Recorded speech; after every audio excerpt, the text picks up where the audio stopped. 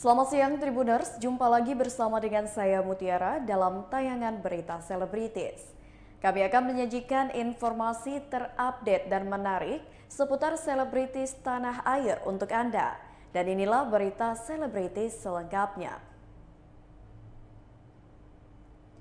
Diduga jadi penyebab kasus bos PS Store Chandrika Cika miliki kemungkinan jadi tersangka. Nama Chandrika Cika kembali jadi sorotan netizen.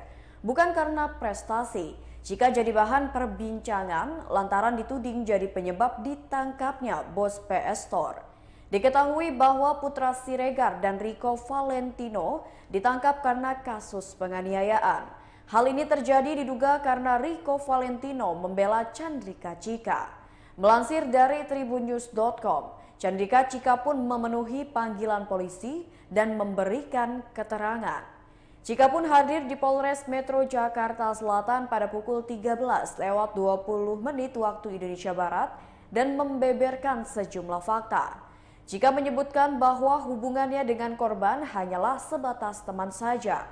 Korban juga sempat menyebutkan bahwa Cika ada di tempat kejadian saat itu. Ridwan Soplanit mengungkap bahwa kepolisian akan menyelidiki kasus ini dan melihat apakah ada keterlibatan Cika. Ia juga mengungkap bahwa Cika kemungkinan bisa menjadi tersangka. Namun di sisi lain, Raffi Ahmad selaku pemilik manajemen yang menaungi Cika pun kerap dipertanyakan keberadaannya. Kali ini Raffi Ahmad pun hanya memberikan komentar singkat atas masalah Chandrika Cika tersebut. Bos Rans Entertainment itu meminta untuk didoakan saja agar masalah ini cepat selesai. Berikut wawancara dengan Cika. Oke.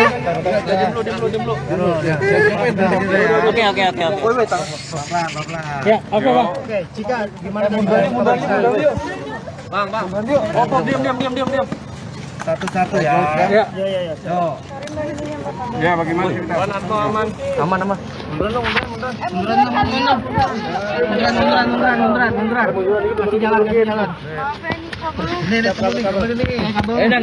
Nomor lu deh. Ayo langsung aja. Kasih 20 pertanyaan. Terus sudah dijelaskan seluruhnya, nanti pihak berwajib yang bisa klarifikasi. Sebenarnya kita udah menuntaskan kewajiban kita sebagai warga negara yang baik untuk datang dalam memberikan klarifikasi. Saat kejadian mungkin gimana Cika? Mbak, tadi pertanyaan berapa jawaban Bang? Pertanyaannya Bang, berapa pertanyaan? Minta jalannya mas. Cika, berapa Cika? Bang Putra. Berita selanjutnya datang dari Pasha Ungu ungkap kebanggaan terhadap putra sulungnya. Pasha Ungu mengakui jika putra sulungnya yakni Keisha Alvaro lebih hebat dibandingkan dirinya. Sebab Keisha saat ini sering tampil di berbagai judul sinetron. Sehingga suami Adelia Wilhelmina itu mengaku bangga melihat putra sulungnya itu sudah tumbuh menjadi pria yang mandiri.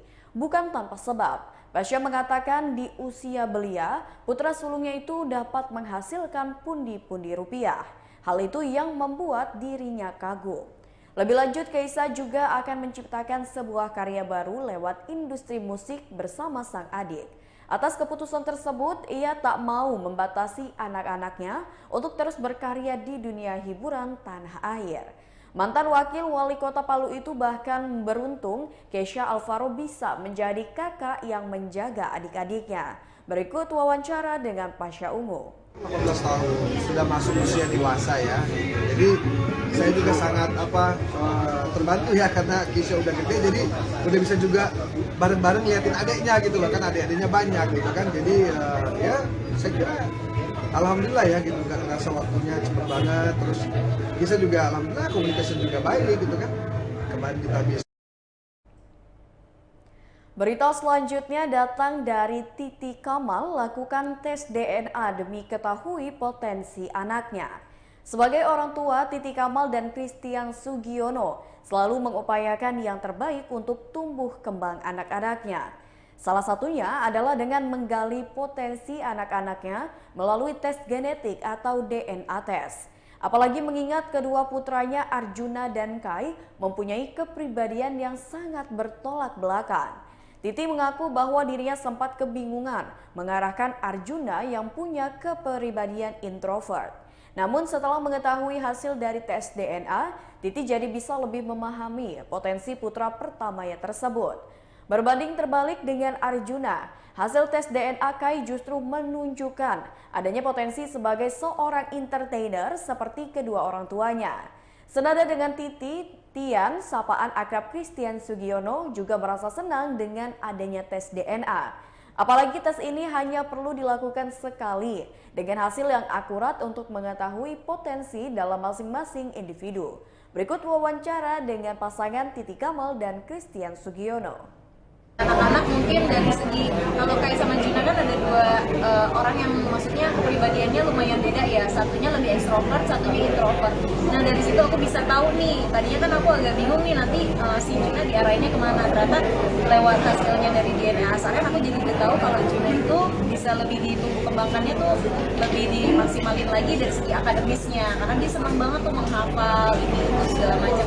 Kalau Kai lebih ke entertainer, jadi dia lebih seneng tampil, ngoceh gitu kan, dia linguistiknya juga bagus, cara dia berkomunikasi dengan orang juga bagus. Jadi dengan adanya tes DNA Asaren ini aku jadi lebih tahu nih, aku pengen memfasilitasi tumbuh kembang anak aku dengan lebih baik lagi bagaimana ke depannya gitu. Berita selanjutnya, Anji putuskan tak mudik lebaran. Seperti yang diketahui selama 2 tahun belakangan ini, Indonesia memberlakukan lockdown setiap mudik lebaran akibat pandemi COVID-19.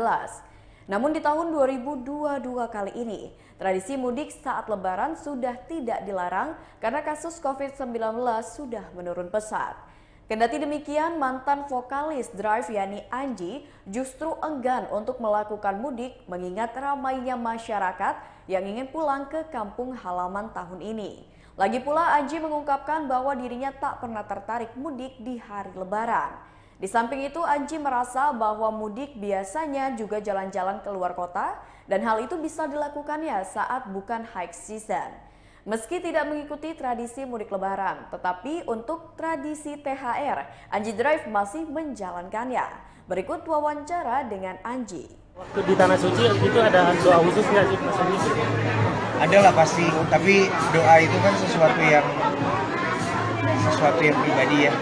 Jadi adalah doa, maksudnya doa umumnya adalah orang-orang yang dekat sama saya semoga selalu didekatkan dengan hal baik dan dijauhkan dari hal atau rencana jahat dan orang-orang jahat. Mungkin ada rencana mudik atau mudik lebaran atau ada Mudik tuh sekarang tuh kayaknya ada berapa puluh juta orang gitu yang akan mudik. Enggak lah, dan sekarang saya dari dulu nggak pernah kepikiran buat mudik sih. Saya tuh selalu melawan arus. Jadi ketika orang mudik saya enggak, ketika orang udah pulang baru saya mudik gitu-gitu. Lagi juga mudik itu kan orang tua juga udah cuma di Bekasi doang.